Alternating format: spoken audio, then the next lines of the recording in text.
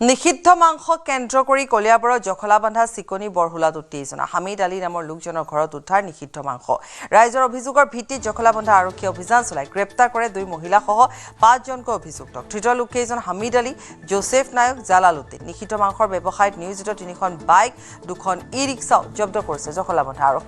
আৰক্ষীয়ে হামিদ আলীৰ ঘৰৰ পৰা জব্দ কৰিছে 112 কেজিৰো অধিক নিষিদ্ধ মাংস দীৰ্ঘদিন ধৰি চিকনি বৰহুলাৰ হামিদ আলী ঘৰৰ পৰা অব্যাহত আছিল নিষিদ্ধ মাংসৰ বেহা চুৰি কৰা গৰুৰে চলিছিল নিষিদ্ধ বেহা অভিযুক্ত হামিদ আলীৰ 2 পুত্ৰক এসপ্তাহ পূৰ্বে ড্ৰাগছ সৰবৰাহত জড়িত থকাৰ অভিযোগত আৰক্ষীয়ে জেল হাজতলৈ প্ৰেৰণ কৰিছিল